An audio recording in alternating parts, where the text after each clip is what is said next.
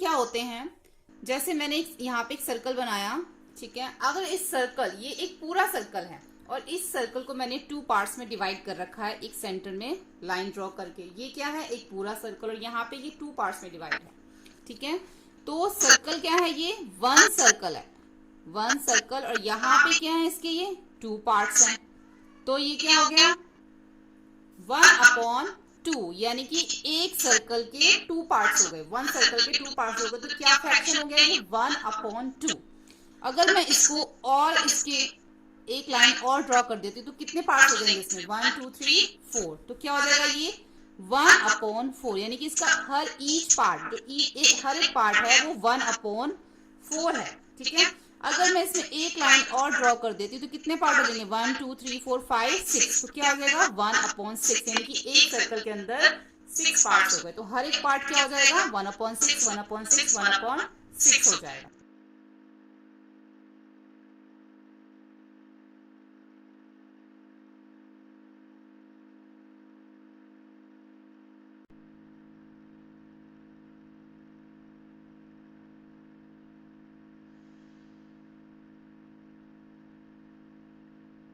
जब करते हैं इक्वल पार्ट्स में तो वो फ्रैक्शन होता है। अगर हम एक ट्रायंगल की बात करें और ट्रायंगल को मैं बीच में से एक लाइन ड्रॉ कर देती हूँ तो ये दोनों इक्वल पार्ट्स में डिवाइड नहीं होंगे। तो ये हमारा 1/2 नहीं होगा, ये फ्रैक्शन नहीं होगा, ठीक है। फ्रैक्शन के अंदर हम ये चीज याद रखें कि जब भी हम कोई चीज डिवाइड करते हैं तो वो इक्वली पार्ट में डिवाइड होनी चाहिए। अगर वो इक्वल पार्ट्स में डिवाइड है तो ही वो हमारा फ्रैक्शन में आएगा। जैसे कि हम एक रेक्टेंगल ले लेते हैं। अगर इस रेक्टेंगल को मैंने 1 2 और 3 1 2 3 4 पार्ट्स में डिवाइड कर दिया, तो यानी कि एक रेक्टेंगल था उसके मैंने 4 पार्ट्स कर दिए, तो 1/4 हो गया, यानी कि हर एक पार्ट क्या है, 1/4। ऐसे ही हमें जैसे कोई मान लो सर्कल दिया हुआ है और उसके अंदर हमें एक पार्ट जो है हमारा वो शेडेड है, तो हम इसको किस तरीके से लिखेंगे, हम इसको ऐसे लिखेंगे कि एक सर्कल है, उसमें हमारा ये कितने पार्ट्स हैं टोटल, ये 2 पार्ट्स हैं। 2 पार्ट में 1 पार्ट क्या है, शेडेड है, तो जो पार्ट शेडेड है वो हमारा ऊपर आएगा। ऐसे ही यहाँ पे एक मैंने रेक्टेंगल बना लिया और इसमें मैंने ये 2 पार्ट्स जो हैं ये मैंने शेडेड कर दिए।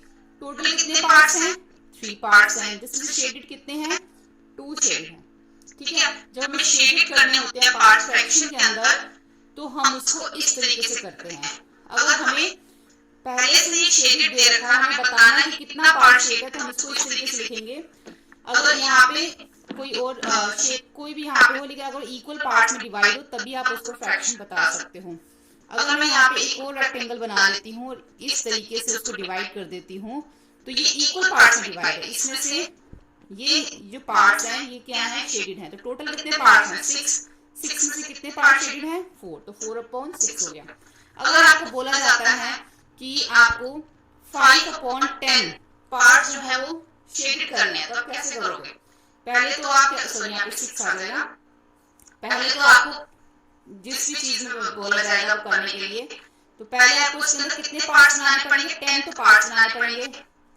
1 2 3 4 5 6 7 8, एक और बना देते हैं हम, ये 9 10 हो गया, ठीक है। टोटल पार्ट्स कितने हो गए, 10 हो गए। 10 में से 6 हमें शेडेड करना है, तो 1 2 3 4 5 6, तो ये 6 पार्ट हम इस तरीके से इसको शेड कर देंगे, ठीक है। तो ये हमारा हो जाएगा 6/10। तो इस तरीके से हम शेड करते हैं और इस तरीके से हमें फ्रैक्शन देखना होता है कि फ्रैक्शन हमेशा इक्वल पार्ट्स में डिवाइड होना चाहिए, ठीक है। आगे देखते हैं हम। अब हम देखेंगे फ्रैक्शन ऑन नंबर लाइन। तो सबसे पहले हमें एक नंबर लाइन बनानी पड़ेगी। स्टार्टिंग हम 0 से करेंगे, उसके बाद इक्वल डिस्टेंस पे आपने जो है एक एक पॉइंट आपने इस तरीके से स्केल से मेजर करके आपने ले लेना है। हमें एक नंबर लाइन बनानी होती है। हमें ऐसा बोला जाता है कि नंबर लाइन पे, जैसे कि मैं यहाँ पे लिख लेती हूँ 2/3। ये 2/3 जो है वो हमें नंबर लाइन पे शो करना होता है। किस तरीके से शो करते हैं, देखो नीचे हमें दे रखा है 3। अब ये जो 2/3 है ये 0 से बड़ा है और 1 से छोटा है। कैसे छोटा है हम देखेंगे, 0 से तो बड़ा है, तो हम पहले लिख लेंगे 1/3 2/3 और यहाँ पे आ जाएगा हमारा 3/3। देखो 3 से 3 कट जाएगा तो 1, यानी कि यहाँ पे क्या आ गया हमारा 1 आ गया। ऐसे ही अगर हम आगे करें इसको 4/3 6/3। तो 3 1 जा 3, 3 2 जा 6, तो यहाँ पे हमारा क्या आ गया, 2 आ गया। ये मैं आपको समझाने के लिए कर रही हूँ, लेकिन हमें यहाँ पे शो क्या करना है, 2/3।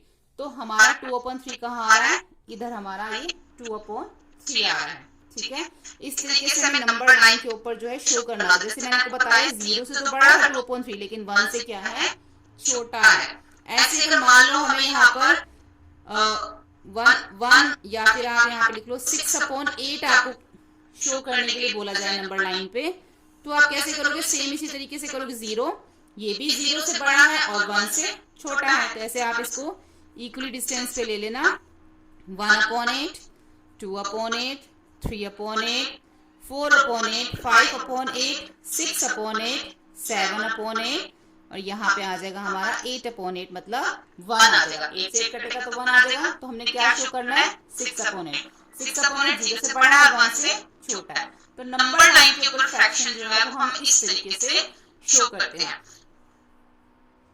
अब मैंने एक नंबर लिखा है, हमें इसको नंबर लाइन पे शो करना है। ये सभी फ्रैक्शंस हमें नंबर लाइन के ऊपर शो करना है। 0 हम कहाँ से करेंगे, 1 से। देखो हम नंबर लाइन पे तभी शो कर सकते हैं जब हमारे सभी डिनोमिनेटर जो है वो सेम होने चाहिए। लेकिन इसमें इसका डिनोमिनेटर क्या आ रहा है, डिफरेंट आ रहा है, बाकी सब 4 है। तो हमें पहले इसका जो डिनोमिनेटर है वो सेम करना होगा। 1/2 को जब हम 2 से मल्टीप्लाई करेंगे तो 4 आ जाएगा, और सेम उसी डिजिट से हमें ऊपर भी मल्टीप्लाई करना है तो 2 आ जाएगा। देखो इसकी ये हमारा 2/4 तो आ गया, लेकिन इसकी वैल्यू वही है 1/2। 2 1 2 1 2 2 2 4, वैल्यू तो 1/2 ही है इसकी।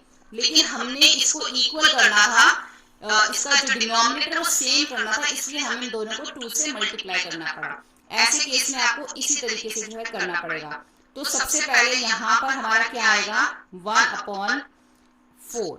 ठीक है, उसके बाद हमारा क्या आएगा, 2/4, उसके बाद हमारा आएगा 3/4, और उसके बाद आएगा हमारा 4/4।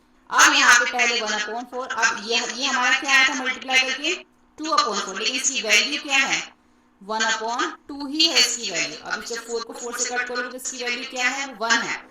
लेकिन हमें शो करने के लिए बोला गया है, तो हम इसको इसी तरीके से शो करेंगे। 1/4, यहाँ पे हम 2/4 नहीं लिखेंगे, 1/2 ही लिखेंगे, क्योंकि हमें यही शो करने के लिए बोला गया। तो मैंने आपको समझाने के लिए लिखा है। ये है हमारा 3/4 और ये हमारा 4/4। तो हमने ये सारे इसके ऊपर शो कर दिए हैं। ठीक है, अब हम देखेंगे प्रॉपर, इम्प्रॉपर और मिक्स फ्रैक्शन क्या होते हैं। जब भी हम फ्रैक्शन लिखते हैं उसमें एक न्यूमिनेटर होता है और एक डिनोमिनेटर होता है। जब भी हम इस तरीके से लिखते हैं, जैसे 2/4 लिखा हुआ है हमारा, 6/3 लिखा हुआ है, 10/9 लिखा हुआ है। अगर हमारे ऊपर वाले, यहाँ पे हम 5 कर देते हैं, अब 5 बड़ा है 4 से, 6 बड़ा है 3 से, 10 बड़ा है 9 से। तो जब हमारे न्यूमिनेटर बड़े होते हैं डिनोमिनेटर से, ग्रेटर होते हैं, तो वो इम्प्रॉपर फ्रैक्शन में आ जाता है। जब हम इसको ऑपोजिट कर देते हैं कि 4/5, 3/6 और 9/10, और जब हमारे न्यूमिनेटर स्मॉल हो जाते हैं और डिनोमिनेटर ग्रेटर हो जाते हैं, तो वो हमारा होता है प्रॉपर फ्रैक्शन। आपको ये याद रखना है, अगर न्यूमिनेटर छोटा है डिनोमिनेटर से, अगर न्यूमिनेटर हमारा स्मॉलर है किससे, डिनोमिनेटर से, प्रॉपर फ्रैक्शन। अगर न्यूमिनेटर हमारा ग्रेटर है डिनोमिनेटर से, तो इम्प्रॉपर फ्रैक्शन। अब मिक्स फ्रैक्शन, मिक्स फ्रैक्शन क्या होता है, मिक्स फ्रैक्शन एक कॉम्बिनेशन होता है। एक तो पूरी चीज उसमें होती है और एक किसी चीज का उसी चीज का थोड़ा सा पार्ट होता है। जैसे कि हम यहाँ पे पिज्जा ले लेते हैं, ठीक है, पिज्जा के हमने 4 पार्ट कर दिए। ठीक है, तो मिक्स फ्रैक्शन में क्या आएगा, एक पिज्जा है और उसके कितने पार्ट है, 4 पार्ट है। तो एक पार्ट कितना हो गया, 1/4, यानी कि एक पिज्जा और उसका 1/4। इस तरीके से उसमें से हमने पूरे पिज्जा में से एक ही हिस्सा, एक ही पार्ट लिया है। ठीक है, एक पार्ट लिया है तो 1/4। अगर 2 पार्ट लेते, मान लो आपके पास पिज्जा, आपने उसमें से किसी को एक पार्ट खाने के लिए दे दिया, तो पिज्जा कितना था, एक था, उसमें से आपने कितना दे दिया, 1/4 दे दिया। तो क्या हो गया, 1:1/4। तो मिक्स फ्रैक्शन में कॉम्बिनेशन होता है, जो चीज पूरी होती है वो भी लिखते हैं, और उसमें से जितना हिस्सा आपने किसी को दे दिया या आपने खा लिया वो भी आपको इसमें लिखना पड़ता है। ठीक, अब हम देखते हैं इक्विवेलेंट फ्रैक्शन। इक्विवेलेंट फ्रैक्शन कौन से होते हैं, जैसे कि आपको 1/2 का इक्विवेलेंट फ्रैक्शन लिखना है, तो आप कैसे करोगे, 1/2 को पहले आप 2 से मल्टीप्लाई करोगे, दोनों को, न्यूमिनेटर को भी और डिनोमिनेटर को, तो आपका आ जाएगा सॉरी 2/4 आ जाएगा। ठीक है, फिर आपने क्या करना है, 1/2 को 3 से मल्टीप्लाई करना है, तो क्या आ जाएगा 3/6। फिर आप 1/2 को 4 से मल्टीप्लाई करोगे, तो क्या आ जाएगा 4/8। ठीक है, अब इसका इक्वल फ्रैक्शन क्या हुआ, 1/2 का इक्वल फ्रैक्शन क्या है, 2/4, 3/6, 4/8। इसका मतलब ये है कि आपका जो फ्रैक्शन था 1/2, अगर आप इसको कट करते हो तो ये भी आपका 1/2 है। 2 1 जा 2, 2 2 जा 4, 3 1 जा 3, 3 2 जा 6, 4 1 जा 4, 4 2 जा 8। ये भी आपका क्या आ रहा है 1/2, यानी कि आपका मल्टीप्लाई करके नंबर तो चेंज हो गए थे, लेकिन उसकी वैल्यू क्या है, अभी भी 1/2 ही है। तो ये होता है इक्विवेलेंट फ्रैक्शन। अगर मान लो मैं इसको करती हूँ, अगर आपसे बोला जाए कि 5/7 का आपको इक्विवेलेंट फ्रैक्शन निकालना है, तो आप क्या करोगे, पहले 5/2, 7/2, 10 और 14 हो जाएगा। ठीक है, उसके बाद 5 को 3 से और 7 को भी 3 से करोगे तो 15 और 21 हो जाएगा। अब इसको कट करके देखो, अगर आप 2 के टेबल से करते हो, 2 5 जा 10 और 2 7 जा 14, वही 5/7 आ गया ना। ऐसे 3 के टेबल से कर लो, 5 3 जा 15 और 5 7 जा 21, तब भी आपका 5/7 आ गया। तो इसको हम इक्विवेलेंट फ्रैक्शन जो है वो इस तरीके से हम करते हैं। आगे देखते हैं सिंपलेस्ट फॉर्म क्या होती है। सिंपलेस्ट फॉर्म होती है जैसे कि आपके पास कोई भी नंबर है, मान लो आपके पास नंबर है 14/10, ये नंबर है। अब ये नंबर कितनी बार, कितने टेबल से, कितने नंबर से डिवाइड हो सकता है, उसको हम सिंपलेस्ट फॉर्म कहते हैं, जिसको हम लोएस्ट फॉर्म भी कहते हैं। कि जब तक वो नंबर हमारे पास फ्रैक्शन फॉर्म में जो है नंबर जब तक बढ़ सकता है, हमने उसको काटना होता है। जैसे 2 के टेबल से 2 7 जा 14 और 2 5 जा 10। अब 7/5 एक ऐसा नंबर है कि किसी भी दो टेबल में, किसी भी एक टेबल में दोनों नंबर नहीं आते। ऐसा कोई भी टेबल नहीं जिसमें दोनों नंबर आए, तो ये इसका लोएस्ट फॉर्म हो गया, यानी कि सिंपलेस्ट फॉर्म हो गया 14/10 का 7/5। अगर मैं यहाँ पे लिखती हूँ 36/30 लिखती हूँ, तो अगर मैं इसको 6 के टेबल से कट करती हूँ तो 6 6 जा 30 और 6 5 जा 10। अब 6/5 भी कोई ऐसा टेबल नहीं है कि जिसमें ये दोनों आते हैं। ठीक है, तो वो क्या हो गया, हमारे लोएस्ट फॉर्म हो गया।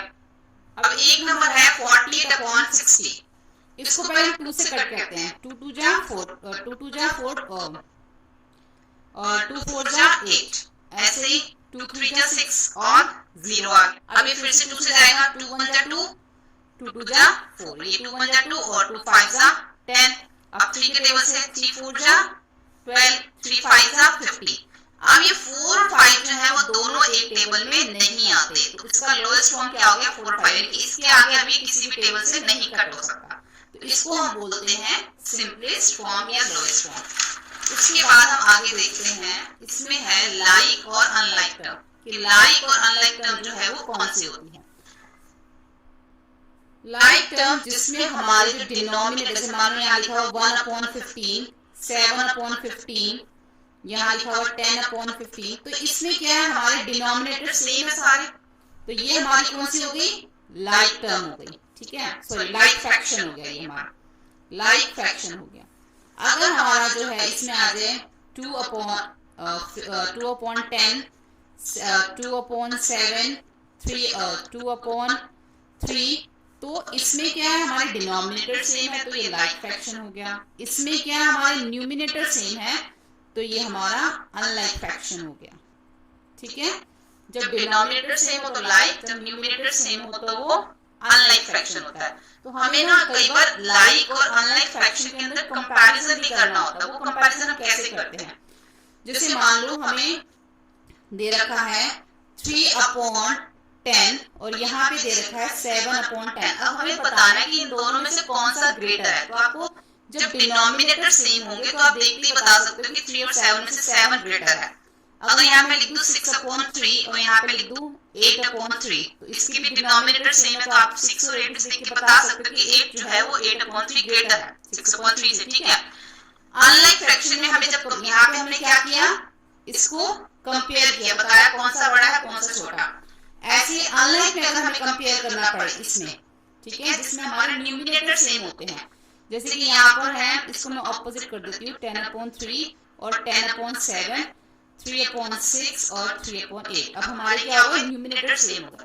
तो इस केस में क्या होता है, जब हम दोनों डिजिट को देखते हैं 3 और 7 में से कौन सा ग्रेटर है, तो देखिए तो आपको 7 ही ग्रेटर लग रहा है, लेकिन जो स्मॉलर वाला होगा वो हमारा ग्रेटर होगा। कौन से केस में, अनलाइक फ्रैक्शन में होगा ऐसे, ठीक है।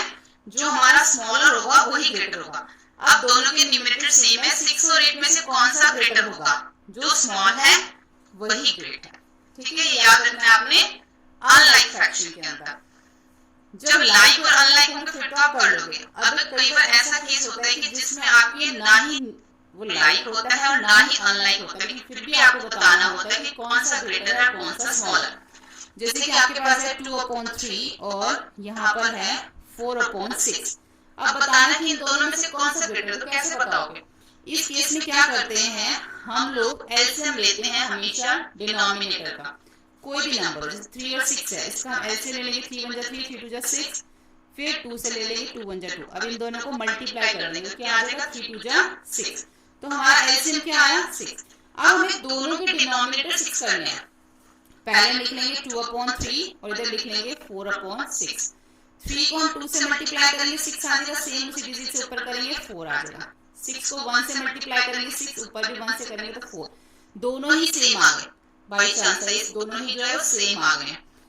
तो इसको हम यहाँ पे 5 कर देते हैं, दोनों सेम हो गए ना। यहाँ पे 5 लिख देती हूँ मैं, क्योंकि मैंने अपनी तरफ से नंबर लिया था 5/6। तो 5 को 1 से मल्टीप्लाई करेंगे तो ये 5/6 हो गया। तो अब एक क्या हो गया, 4/6 और एक हो गया 5/6। तो दोनों के डिनोमिनेटर सेम है। अब 4 और 5 में से कौन सा बिगड़ा है, 5, तो 5/6 बड़ा होगा, ठीक है। तो 5/6 जो हमारा 5/6 से ही आया था, तो हमारा ये ग्रेटर है। अगर हम इस तरीके से भी लिखेंगे 2/3 और 5/6, तो ये हमारा 5/6 इसमें ग्रेटर आ रहा है, ठीक है। आगे हम देखते हैं ये हम इसमें ऐड, सब्ट्रैक्ट और सिंपलीफाई कैसे करते हैं। जैसे हमने इसमें कंपैरिजन किया है उसी तरीके से हम इसमें ऐड, सब्ट्रैक्ट और सिंपलीफाई करते हैं एलसीएम लेके। ऐड और सब्ट्रैक्ट तभी हो सकता है जब हमारा डिनोमिनेटर सेम, और डिनोमिनेटर तभी सेम होता है जब हम एलसीएम लेते हैं। मान लो हमें दे रखा है 4/7 और एक नंबर हमें दे रखा है 2/5। ये नंबर हमें दे रखा है और हमें इन दोनों को प्लस करना है, ठीक है। दोनों के डिनोमिनेटर भी सेम नहीं है, न्यूमरेटर भी सेम नहीं है। तो अगर डिनोमिनेटर सेम होते हैं तो बहुत इजी है। मान लो इस टाइप को दे रखा है 2/3 और यहाँ पे दे रखा है 4/3, तो दोनों के डिनोमिनेटर सेम है, फिर तो आप कॉमन ले लोगे और 2 + 4 कर दोगे तो 6/3 आ गया। ये तो बहुत सिंपल है, दोनों का डिनोमिनेटर सेम है तो उस ऊपर वाले नंबर को प्लस करना होता है। लेकिन जब डिनोमिनेटर सेम नहीं होते या न्यूमरेटर सेम नहीं होते तो उसमें हम क्या करते हैं, उस केस में हमें जो है पहले इसकी डिनोमिनेटर सेम करने पड़ते हैं एलसीएम लेके। तो 7 के टेबल से ही जाएगा और 5 अपने ही टेबल से जाएगा। तो 7 5 मल्टीप्लाई करेंगे तो कितना आएगा, 35। यानी कि हमें दोनों के जो डिनोमिनेटर है वो 35 लेके आने हैं। तो 7 को 5 से मल्टीप्लाई करेंगे, 7 5 35, ऊपर भी 5 से मल्टीप्लाई करेंगे, 4 5 20, 5 को 7 से मल्टीप्लाई करेंगे 35, ऊपर भी 7 से तो 40। अब हमारे डिनोमिनेटर दोनों क्या हो गए, सेम हो गए। तो कॉमन ले लेंगे 35, 20 + 40, 20 + 14 कर देंगे तो कितना हो जाएगा, 34/35, ठीक है। इस तरीके से जो है हम ऐड करते हैं। ऐसे ही हम सेम सब्ट्रैक्ट करते हैं, जहाँ पे प्लस का साइन है वहां पे हमारा माइनस का साइन होता है। हमें बस क्या करना होता है, डिनोमिनेटर सेम करने होते हैं एलसीएम लेके। तो इसी तरीके से आपने करना है, बस यहाँ पे प्लस का साइन है वहां पे आपको माइनस का साइन लगाना होगा। अगर आपको कोई मिक्स फ्रैक्शन में आ जाता है, एक बार लिखा होता है सिंपलीफाई और लिखा होता है 2:1/4, इसको आपने माइनस करना है 3:2/3 से, ऐसे लिखा हुआ कई बार आ जाता है। तो आपको क्या करोगे, पहले आप इसको क्या करोगे, चेंज करोगे प्रॉपर फ्रैक्शन के अंदर। इन दोनों को हमने क्या करना है, दोनों को मल्टीप्लाई करना है। 4 2 जा 2 × 4 + 1, 2 4 जा 8, उसमें +1 करेंगे 9, तो क्या बन जाएगा ये 9/4, उसमें माइनस करना है। ऐसे इन दोनों को मल्टीप्लाई करो, 3 × 3, ऊपर प्लस कर दो 2, 3 3 जा 9 + 2 कितना हो गया 11, 11/3। अब हमने 9/4 और माइनस करना है 11/3। तो अभी डिनोमिनेटर अलग है, एलसीएम ले लो 4 और 3 का, 2 2 जा 4 3, फिर 2 1 जा 2, फिर 3 1 जा 3। तो क्या आ गया 2 2 जा 4 और 4 3 जा 12, यानी कि हमें डिनोमिनेटर क्या लेके आना है 12 लेके आना है। तो हम कैसे लिखेंगे 9/4 और 11/3, ऐसे दोनों के डिनोमिनेटर क्या लाने हैं 12 लाने हैं। तो 4 को 3 से मल्टीप्लाई करेंगे 12, सेम उसी डिजिट से ऊपर भी करना होता है, 9 3 जा 27, 3 को 4 से करेंगे 12, ऊपर डिजिट सेम करेंगे 11 4 जा 44, दोनों के डिनोमिनेटर सेम हो गए, कॉमन ले लेंगे 12। अब बड़ी डिजिट कौन सी है 44, 44 में से माइनस करेंगे 27, बड़ी डिजिट को पहले लिखेंगे, ठीक है। अब इसमें से 40 में से 7 माइनस करेंगे तो क्या आएगा 40 में 7 माइनस करेंगे 7 आएगा, तो ये 3 बन गया, 3 से 2 माइनस करेंगे तो 1, क्या बन गया 17/12। अब हमने मिक्स फ्रैक्शन को सॉल्व किया था, तो हमें इसका आंसर भी मिक्स फ्रैक्शन में देना है। तो यहाँ पे हम इसको डिवाइड कर देंगे 12 और 17 को, छोटी डिजिट हम बाहर लिखेंगे, नीचे वाली डिजिट है वो बाहर, 12 1 जा 12, 7 में से 2 माइनस करेंगे तो 5 आएगा, ठीक है। तो अब इसको मिक्स फ्रैक्शन में कैसे लिखें 1:12 1:5/12 आएगा। तो इस तरीके से हमारा मिक्स फ्रैक्शन में ही आंसर आएगा। तो ये बन जाएगा 1:5/12, ठीक है। तो यहाँ पे इस चैप्टर से रिलेटेड जितने भी पॉइंट्स थे मैंने कोशिश करी इस वीडियो में कवर करने की। होपफुली आपको वीडियो हेल्पफुल लगा। वीडियो हेल्पफुल लगे